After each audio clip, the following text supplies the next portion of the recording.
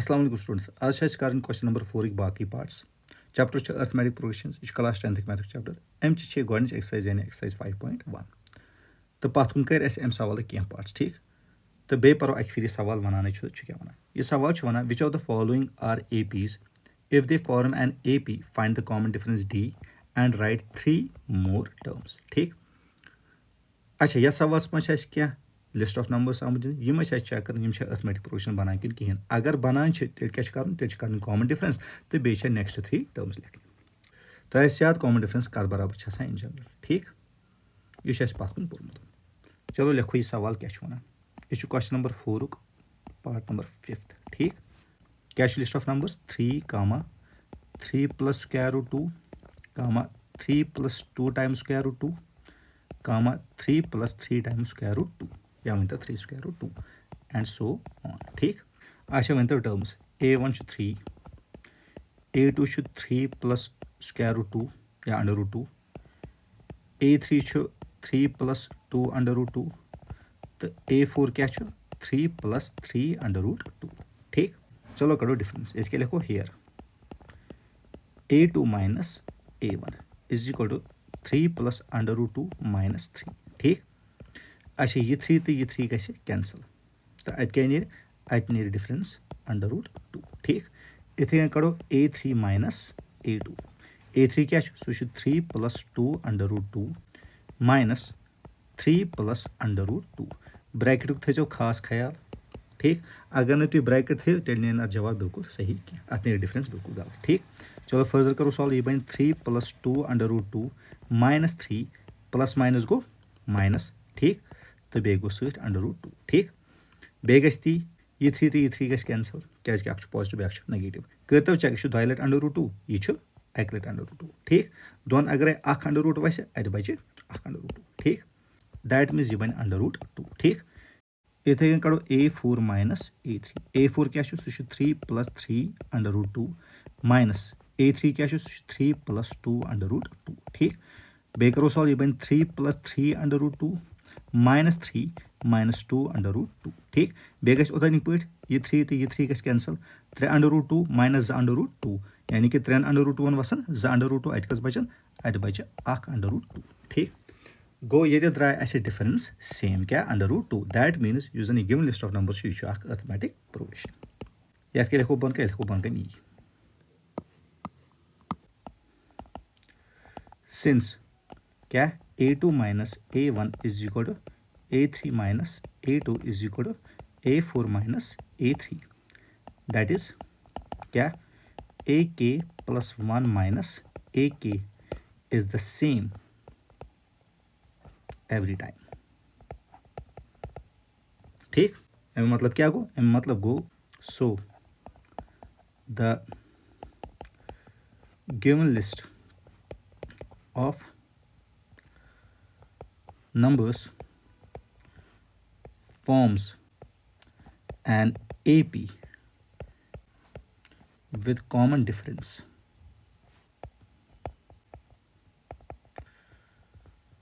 क्या D कर बराबर अंडर रूट 2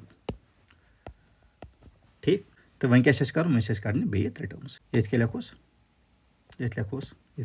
नाउ गोट क्या कड़न फिफ्थ टर्म यानी a5 सह कर बराबर वन a4 प्लस d ठीक a4 3 प्लस 3 रूट 2 यानी 3 प्लस 3 रूट 2 तो डिफरेंस क्या सह अंडर रूट 2 ठीक यह क्या बन 3 प्लस 3 अंडर रूट 2 तो 1 अंडर रूट 2 कस गई 4 अंडर रूट 2 यानी 4 अंडर रूट 2 ठीक इथे क्या कड़ो इथे a6 is equal to a5 plus d सह क्या गो 3 plus 4 under root 2 plus under root 2 यह कर बराबर बन 3 plus 5 under root 2 and a7 सह क्या गो a6 प्लस d a6 क्या सह 3 प्लस 5 अंडर रूट 2 प्लस करोस अंडर रूट 2 यह कर बराबर बन 3 प्लस 6 अंडर रूट 2 तो इत कन कोर अस पूंचम पार्ट पको शेमिस पार्टस कुन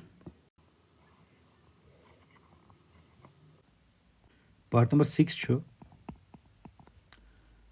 0.2 0.22 0.222 तो 0.4 टाइम्स 2 ठीक एंड सो ऑन ठीक वन तो टर्म्स क्या A1 is equal to 0.2, A2 is equal to 0.22, A3 क्या छो 0.222 तो A4 क्या छो सो छो 0.4 times 2 ठीक कर डिफरेंस here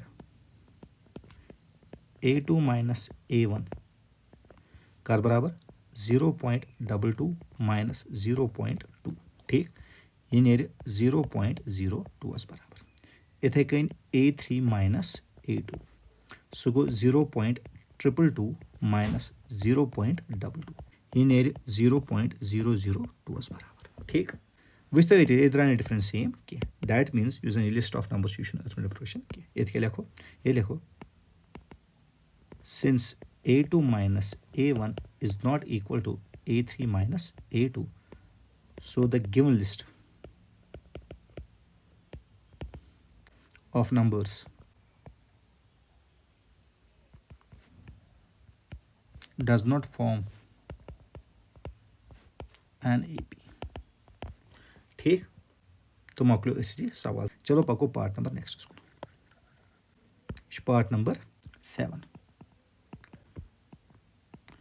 क्या 0 -4 -8 -12 and so on ठीक वन तो टर्म्स A1 0 A2 -4 A3 -8 तो A4 -12 ठीक कर तो डिफरेंस क्या लिखोस here A2 minus A1 is equal to -4 minus 0 ये कर बराबर गो ये गो -4 से बराबर ठीक इथे कहीं A3 minus A2 A3 -8 minus करोस -4 ठीक ये बन -8 माइनस गो +4 तीन -4 बराबर ठीक इथे कहीं A4 minus A3 ठीक A4 minus A3 कर बराबर ये गो -12 माइनस -8 ये क्या -12 माइनस गो प्लस सर गोस 8 इज इक्वल टू -4 ठीक करता चेक बेदा डिफरेंस सेम दैट मीन्स ये लिस्ट ऑफ नंबर्स यू अर्थमेटिक प्रोग्रेशन क्या लिखोस बन लिखोस ये क्या since A2 minus A1 is equal to A3 minus A2 is equal to A4 minus A3 that is AK plus 1 minus AK is the same every time.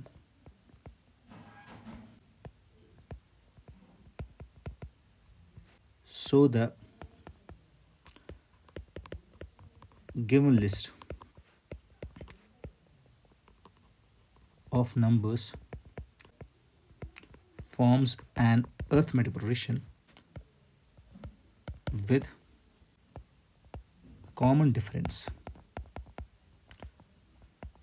क्या D कर बराबर -4 बराबर इज इक्वल टू -4 ठीक एम्पत क्या करो एम्पत करोस 3 बे terms ठीक क्या लिखोस now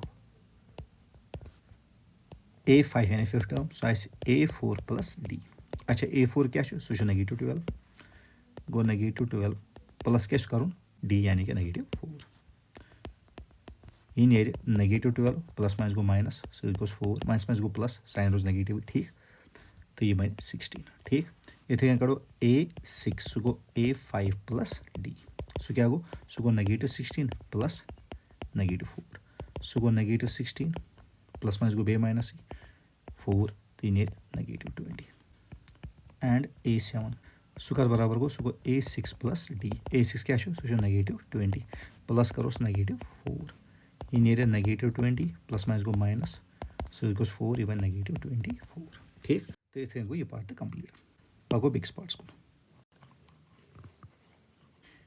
ये part number 8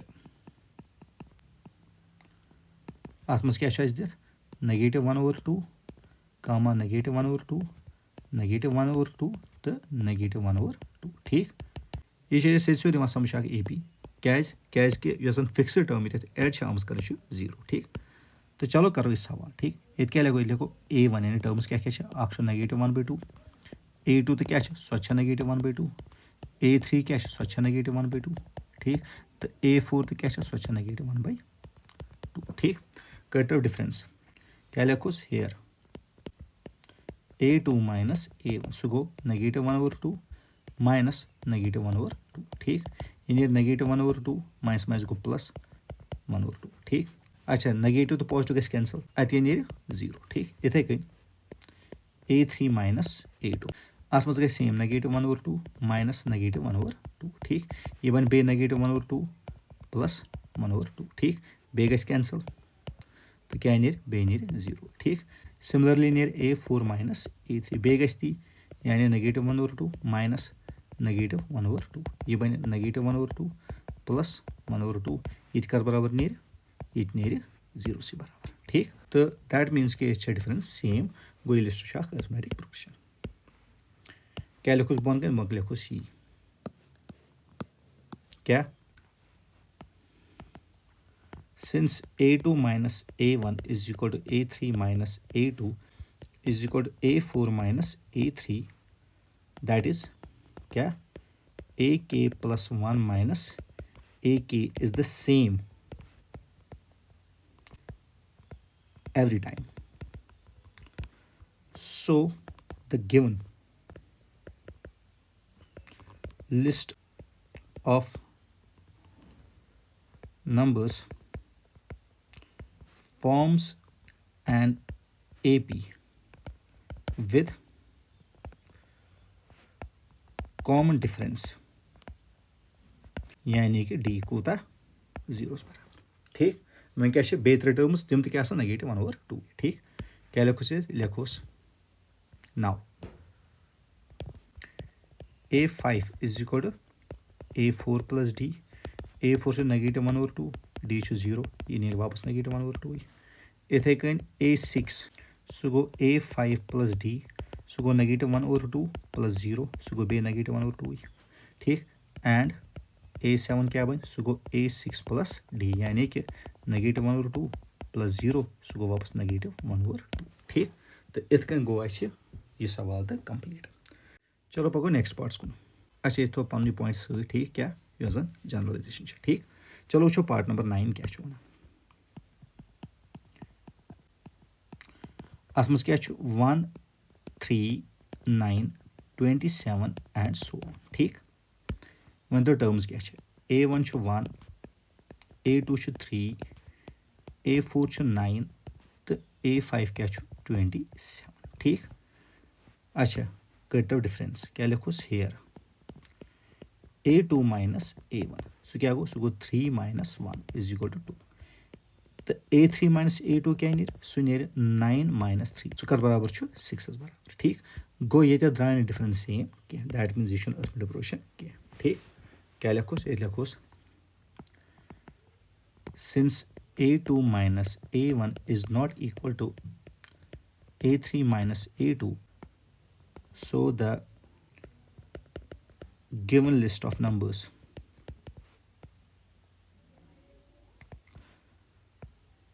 does not form क्या an arithmetic progression ठीक। तो इत कन गो ये पार्ट कंप्लीट। चलो पको नेक्स्ट पार्ट्स को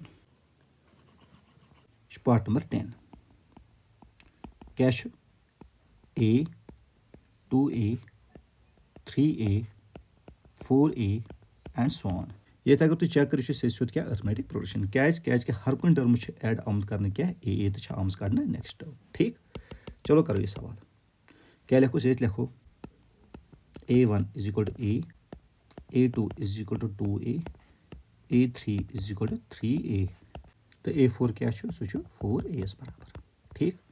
चलो करो डिफरेंस क्या लिखोस hair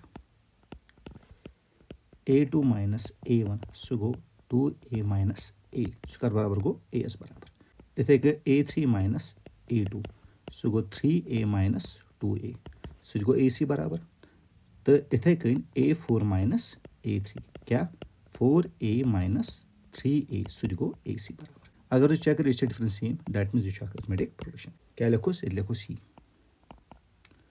since a2 minus a1 is equal to a3 minus a2 is equal to a4 minus a3 that is ak plus 1 minus ak is the same क्या every time ठीक। so the given list of numbers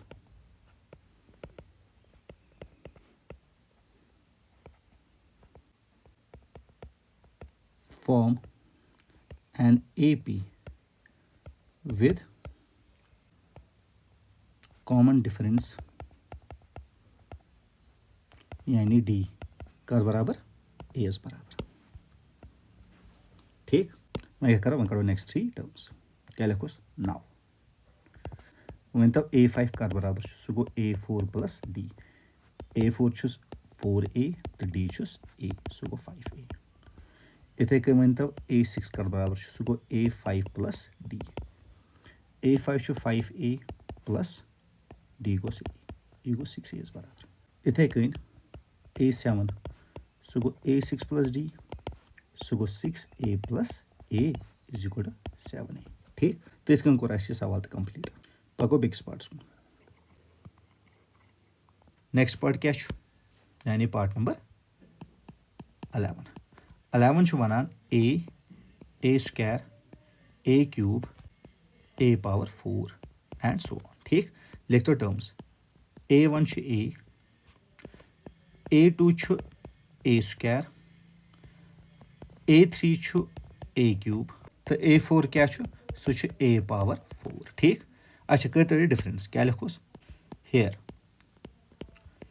A2 minus A1 is equal to A square minus A ठीक तो इन गई minus मगर गई दिमाग मज अगर पावर गो चेंज वो यह पावर 2 यह पावर 1 ठीक ये पावर चेंज गसान टर्म बनान unlike that means in subtract क्या हाँ ज्यादा से ज्यादा हेको दित A कड़ित कॉमन यह बन A माइनस 1 ठीक इथे क्या बन A3 माइनस A2 ठीक यह बन A cube minus A square कर तब A स्क्वायर कॉमन यह बन A माइनस 1B ठीक अगर तुम चेक करो कॉमन डिफरेंस सेम कि A तो A स्क्वायर ठीक दैट मीन्स ये लिस्ट ऑफ नंबर्स प्रोशन बिल्कुल क्या ठीक क्या लिखोस ये लिखोस since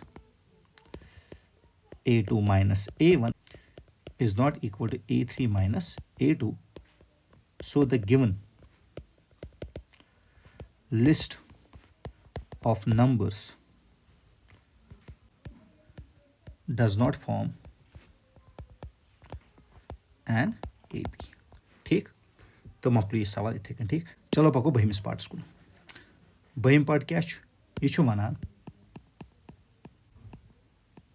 square root 2 square root 8 square root 18 तो square root 32 and so on ठीक यह वारिया इंपॉर्टेंट सवाल ठीक तो पूर थे दिमागस मज कितन सवाल कर वुच ये टर्म्स क्या ये लिखोस A1 is equal to square root 2 A2 क्या लिखोस अंडर रूट 8 मगर अगर तो ये चेक कर अंडर रूट 8 क्या फैक्टर सह गो 2 इंटू 2 इंटू 2 क्या 2 2 जार गो 4 4 2 जार गो 8 तो दोन स्क्वायर रूट गस कैंसल अत नीर 2 नबर तो अंदर बच 2 ठीक इथे कन वन तब A3 क्या A3 स्क्वायर रूट 18 ठीक ये 18 तो हेकुन फैक्टराइज कर ठीक तो ये क्या नीर 2 3 जार 6 6 3 जार 18 बे गस दोन स्क्वायर रूट कैंसल यानी 3 नीर नबर तो अंदर बच 2 ठीक इथे कन वन तब A4 क्या सह अंडर रूट 32 ये गस फैक्टराइज ये बन 2 2 जार 4 4 2 जार 8 8 2 जार 16 16 2 जार 32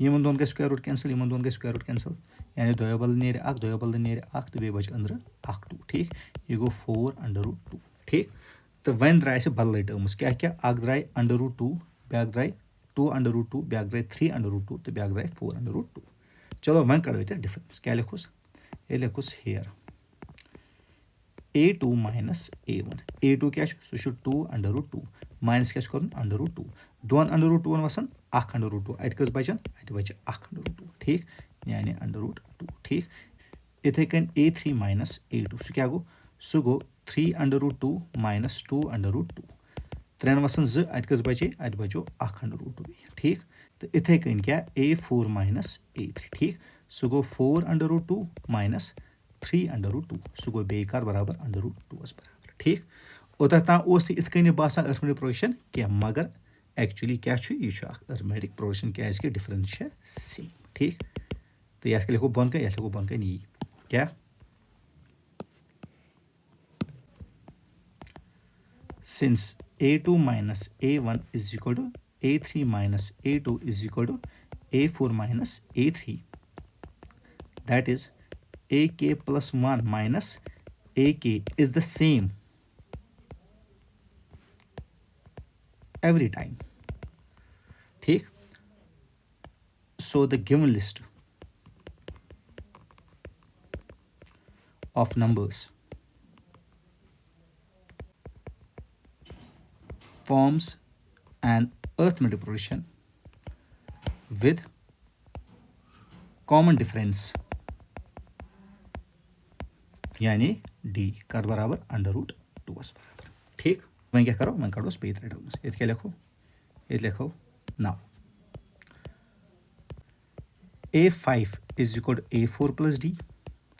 अच्छा A4 रटो तुम 4√2 ना कि √32 क्या करो इत प्रॉब्लम. ठीक. क्या लिखो ये लिखो ये 4√2 प्लस क्या करो डिफरेंस यानी √2 प्लस √2 4√2 तो बे 1√2 यम कस √2 गई, यम गई 5√2. ठीक. तो अगर ऐसे 5 सो रूटस मज बन 5 स्क्वायर. ठीक. यानी 5 × 5 तो बे रोज 2 यानी यह बन √ क्या 50 बराबर. ठीक. मतलब तुम पाई कि दोयो 2 बदल 1 2 नबर. दैट मीन्स कि अगर यो 2 यी वापस रूटस मज आना अत बन वापस 2. ठीक. तो बिल्कुल कोर ये यी क्या युस जन 5 ओस यह चोन वापस रूटस मज तो अत बन 2 5. ठीक. तो यह कर बराबर द्राव पाने √ 50 बराबर. इथे कन वन तो A6 कर बराबर सह बन A5 प्लस D. A5 रट वन 5√2. ठीक. 5√2 प्लस करूस √2 यह क्या बन, यह बन 6√2. बे गस ओतानी पट यानी कि 6 × 6 × 2 यह बन √ क्या 72. ठीक. इथे कन कड़ोन A7 सह गो A6 प्लस D. A6 क्या 6√2 प्लस क्या करोस √2 ये बन 7√2. बे 7 अंदर तो बन 2 यानी 7 × 7 × क्या 2 यानी ये 2. ठीक. तो यह बन क्या √98. तो इत कन कोर यह सवाल. ठीक. इथे कन पको बेक सवाल कुन. यह क्वेश्चन नंबर 4 कम पार्ट वन 30 पार्ट. ठीक. वन तो अत मज क्या टर्म्स √3 √6 √9 √12 and so on. ठीक. वन तो टर्म्स A1 √3 A2 √6. अच्छा ये अगर 6 कड़ो फैक्टर्स तो तम सी फायदा कह. इथे कन A3 √9. अच्छा पाई √9 कर बराबर गो सह गो 3 बराबर. ठीक. इथे कन A4 √12. ठीक. ये फैक्टर्स क्या 2 2 जार 4 4 3 जार 12. दोनों स्क्वायर रूट गस कैंसिल यानी कि 1 2 √3. ठीक. चलो करो डिफरेंस. ठीक. क्या लिखोस हेयर A2 माइनस A1 सह बराबर गो सह गो √6 माइनस √3. ठीक. यमन दोन गस सब्ट्रैक्ट कहीं दिमाग मज गस थवन ये रूटस अंदर वैल्यू गो चेंज यम टर्म्स अनलाइक बना बिल्कुल x तो बे y यमन दोन गस सब्ट्रैक्ट कहीं. सिमिलरली गस √6 तो √3 सब्ट्रैक्ट कहीं. ठीक. गई रोज अमिता. अच्छा इथे कन क्या करो A3 माइनस A2. A3 क्या सह 3 माइनस √6. ठीक. तो यह रोज इथे कन बे बन टर्म्स अनलाइक क्या रूटस मज ब्या रूटस मज कह. ठीक. तो एज अ रिजल्ट वनो कि हसा द्राय डिफरेंस सेम कह. गो यह अर्थमेटिक प्रोग्रेशन बिल्कुल कह. क्या लिखो ये लिखो ये क्या since A2 minus A1 is not equal to A3 minus A2 so the given list of numbers does not form क्या an arithmetic progression. ठीक. गो ये सवाल तो कंप्लीट. चलो पाको 14 सवाल को यानी पार्ट नंबर 14. पार्ट नंबर 14 क्या यह 1 square 3 square 5 square 7 square and so on. ठीक. अच्छा वन तो टर्म्स क्या A1 क्या सह 1 स्क्वायर गो 1. A2 क्या सह 3 स्क्वायर गो 9 बराबर.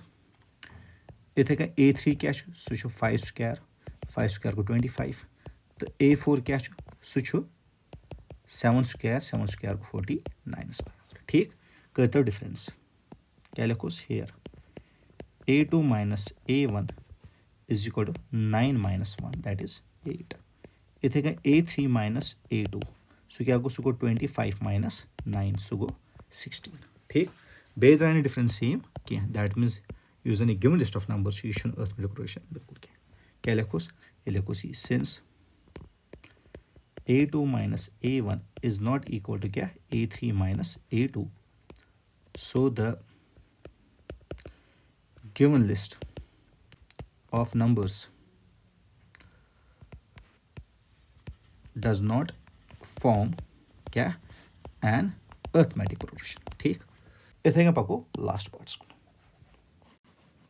अच्छा लास्ट पार्ट क्या यानी कि पार्ट नंबर 15 ये छो 1 square 5 square 7 square 73 and so on ठीक अच्छा वन तो टर्म्स क्या a1 छो 1 square that means 1 ठीक a2 छो 5 square सो गो 25 a3 छो 7 square सो गो 49 तो a4 क्या छो सो छो 73 ठीक चलो करो डिफरेंस क्या लिखोस हेयर a2 minus a1 सो क्या गो सो गो 25 minus 1 सो गो 24 इथे कह a3 minus a2 सो गो 49 minus 25 सो गो 24 इथे कह a5 minus a4 सो गो 73 minus 49 सो गो 24 दैट मीन्स डिफरेंस द्राय सेम गो you see list of numbers यू शाख AP क्या लिखोस ये लिखोस since a2 minus a1 is equal to a3 minus a2 is equal to a4 minus a3 that is क्या ak plus 1 minus ak is the same every time so the given list of numbers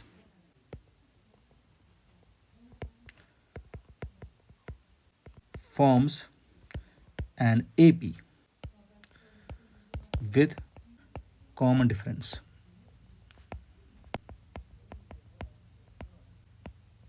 यानी कि D कर बराबर 24 ठीक मैं क्या करो मैं करो बेहतर टर्म्स ये लिखोस 9 क्या a5 सो गो a4 प्लस D a4 से 73 D 24 सो गो 97 ठीक इथे कन a6 सो क्या गो सो गो a5 प्लस D अच्छा a5 छो 97 प्लस करो 24 ठीक ये गो 121 ठीक एंड a7 कर बराबर a6 प्लस ds ठीक सो गो 121 प्लस 24 सो क्या गो सो गो 145 ठीक तो इत कन कोर ऐसे सवाल कंप्लीट ठीक उम्मीद करना तो पूरी वीडियो आम समझ लाइक शेयर सब्सक्राइब कर तो शुक्रिया तुहद पूरे वीडियो खतर खुदा हाफिज।